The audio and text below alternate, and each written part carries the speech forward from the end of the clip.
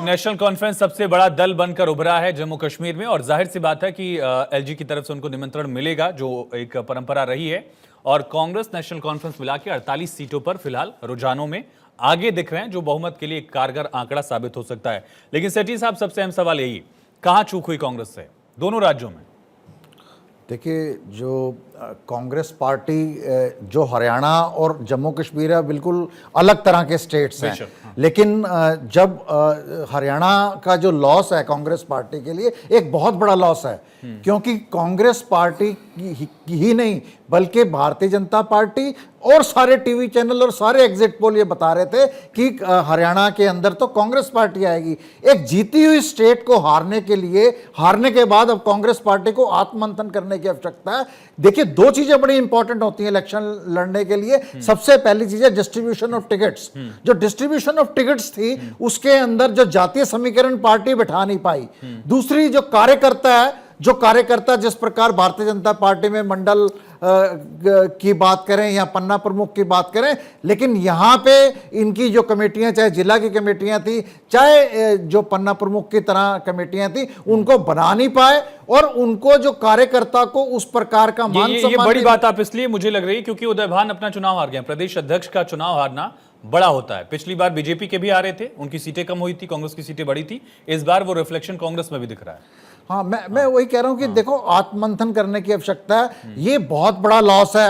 हरियाणा जीता हुआ स्टेट हारने के बाद कांग्रेस पार्टी को आत्ममंथन करने की आवश्यकता है। एक लैक ऑफ डिसिप्लिन पार्टी के अंदर और lack of strategy and planning, उसके लिए पार्टी को आत्ममंथन करके एक इस तरह के लोगों का एक ग्रुप जो है, जो पार्टी के डिसिप्लिन को, पार्टी के कार्यकर्ता के मॉरल को और पार्टी की स्ट्रेटेजी और प्लानिंग को करने के लिए पार्टी को इसके ऊपर ध्यान देना पड़ेगा। और लोअर लेवल का कार्यकर्ता जो बिल्कुल जिस प्रकार पन्ना, ये तो तब होगा ना जब आप स्वीकारेंगे कि हो गई गलती हमसे।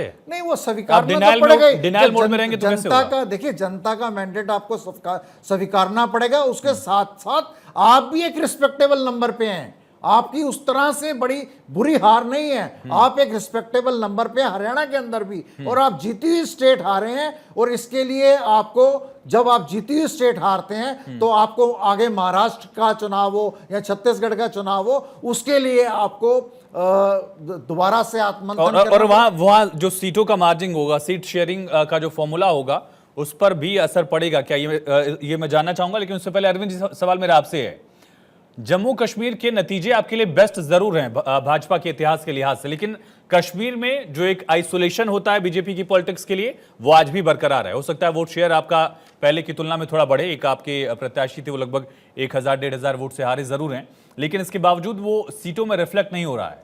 कहां चूक हुई और क्या 370 का फैसला घाटी के लोग आज की तारीख में भी स्वीकार नहीं रहे, ये जनादेश रिफ्लेक्ट करता है? अरविंद जी, के बाद जो परिवर्तन आया है जम्मू कश्मीर में, वो सबने स्वीकार किया है। और जिस तरह से स्वतंत्र भारत में जम्मू कश्मीर में चुनाव हुआ है, विगत 25-30 वर्षों में ये माहौल आपने देखा नहीं होगा। 370 हटाने के लिए जो लोग भारतीय जनता पार्टी को कोस रहे थे चुनाव के दौरान, वो भी खुली जीप पर बैठकर स्वतंत्रता पूर्वक अपना चुनाव प्रचार कर रहे थे। तो ये अपने आप में संकेत है कि 370 सफल रहा है। हाँ, कुछ कारण है कि हमने घाटी में, हमें भारतीय जनता पार्टी को जितना आशीर्वाद मिलना चाहिए, मैं सीधे सवाल आपसे पूछता हूं अरविंद जी, और हम मैं किसी सीधे मुगालते में नहीं थे जी। ये मुस्लिम बहुल इलाकों में आपके लिए अभी भी पैठ बनाना बहुत ज्यादा दिक्कत है क्या? चाहे वो कश्मीर की बात कर लीजिए, और यहाँ मेवात में भी हम आप देख रहे हैं 2 मुस्लिम प्रत्याशी आपने उतारे। अभी एग्जैक्ट आंकड़ा तो नहीं आया, लेकिन शायद जमानत बचाना भी उनके लिए मुश्किल हो गया था, क्योंकि फिरोजपुर झिरका से भी वो लगभग 60-70 हजार से लीड कर रहे थे, और दूसरी सीट जो है वहां से भी 50 हजार से ऊपर का मार्जिन था। मुस्लिम बहुल इलाकों में बीजेपी अभी भी अनटचेबल है क्या?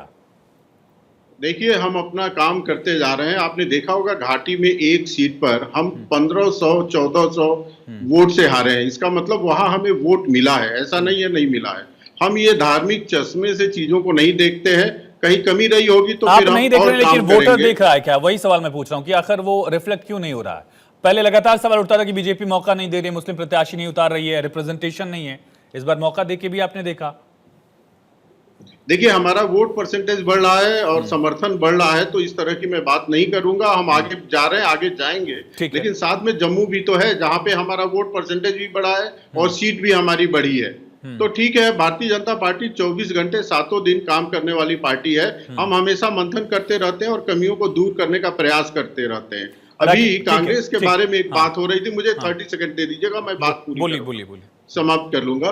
वहां कहा जा रहा था कि कमेटी बनाना चाहिए, आत्ममंथन करना चाहिए। गालिब का शेर है, गालिब के नाम से लोग कहते हैं कि गालिब ताउम्र एक ही भूल करता रहा, धूल थी चेहरे पे आईना साफ करता रहा। भारतीय राष्ट्रीय कांग्रेस में कोई परिवर्तन की जरूरत है तो उसके लीडरशिप राहुल गांधी को परिवर्तित करना चाहिए, क्योंकि ये इनके नेतृत्व में जितनी बड़ी हार भारतीय राष्ट्रीय कांग्रेस की हुई है, 140 वर्षों के इतिहास में कांग्रेस की ऐसी दुर्गति नहीं हुई है। लगातार तीन लोकसभा सीट हारने के बाद 100 का आंकड़ा भी ये नहीं छू पाते हैं। और राज्यों की स्थिति देख लीजिए, केवल 3 राज्य इनके पास इस समय है, वो कर्नाटक है, तेलंगाना है और हिमाचल है, और तीनों की आप दुर्गति देख लीजिए। मैं तो कांग्रेस के मित्रों से कहूंगा कि यदि परिवर्तन करना हो तो लीडरशिप में परिवर्तन करिए।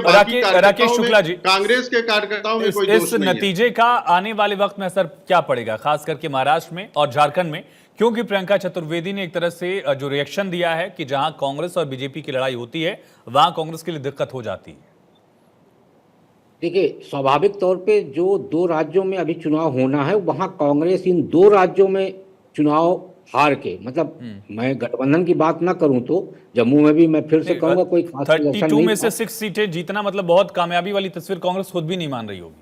मैं इसीलिए बोल रहा हूं कि दोनों राज्यों में चुनाव हारने के बाद अब कांग्रेस के पास कोई रास्ता नहीं बचा है और अब उसे क्षेत्रीय दलों के भरोसे रहना पड़ेगा और क्षेत्रीय दलों से उसको गठबंधन के तहत जो भी सीटें मिलेंगी उन सीटों पे उसको स्वीकृति देनी पड़ेगी। इसके अलावा अब कांग्रेस को, जो कांग्रेस आगे चढ़ के उद्धव ठाकरे को मुख्यमंत्री के रूप में स्वीकारता नहीं दे रही थी, उस कांग्रेस को कहीं ना कहीं अब हेमंत सोरेन, उद्धव ठाकरे, शरद पवार जैसे नेताओं के हाँ में हाँ मिलाने के लिए विवश होना पड़ेगा। ठीक है संजीव कौशिक जी, अगर आप वो मुस्लिम वाले फैक्टर पर को जोड़ना चाहें, और साथ ही अहम सवाल ये भी है कि जम्मू में कांग्रेस फाइट कर सकती थी, इस पर भी कम से कम अगर कांग्रेस जीत की बधाई दे रही है, कॉमन मिनिमम प्रोग्राम की बात कर रही है, इस पर भी आत्ममंथन की जरूरत नहीं है क्या? नहीं, देखिए, चूंकि दोनों पार्टी पहले से गठबंधन करके वो चुनाव लड़ रही थी, इसलिए ये कहना उचित नहीं है कि जम्मू कश्मीर में कांग्रेस पार्टी हार रही है या कम सीटों पे है। हाँ, निश्चित तौर पे वो आत्ममंथन करेगी कि हमारी सीटें जितनी मिलनी चाहिए उतनी नहीं मिली, लेकिन 32 में से 6 का स्ट्राइक रेट कहाँ ठीक है बताइए?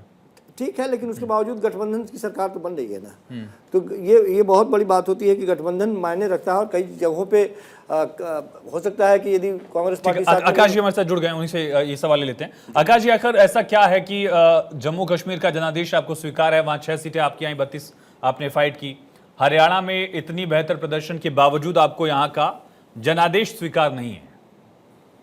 देखिए, चुनाव तंत्र में भाजपा माहिर रही है हमेशा से, ये हम नम्रता से स्वीकारते हैं और हमारी हरियाणा की हार को भी स्वीकारते हैं। मैं आपको बता दूं कि ये सब बातें क्यों उठी। जब कांग्रेस के मतलब एग्जिट पोल हो, पूरे जितने भी चैनल्स हो, सब बता रहे थे कि कांग्रेस पार्टी हरियाणा में एक स्पष्ट बहुमत बना, प्रचंड बहुमत से जीत रही है। और उसके बाद जब बैलेट पेपर और पोस्टल बैलेट की बात हुई तब कांग्रेस 62 तक पहुंच गई थी। और जैसा ही ईवीएम का ये हुआ, का आगाज हुआ, ईवीएम खोले गए, उसके बाद कांग्रेस एक स्टक डाउन हो गई कहीं ना कहीं, और कहीं ना कहीं ईसीआई के माध्यम से भी स्लो डाउन कर दिया गया उनकी वेबसाइट को। हमारे जितने भी प्रत्याशी थे उनके तरफ से कंप्लेंट्स एआईसीसी में आने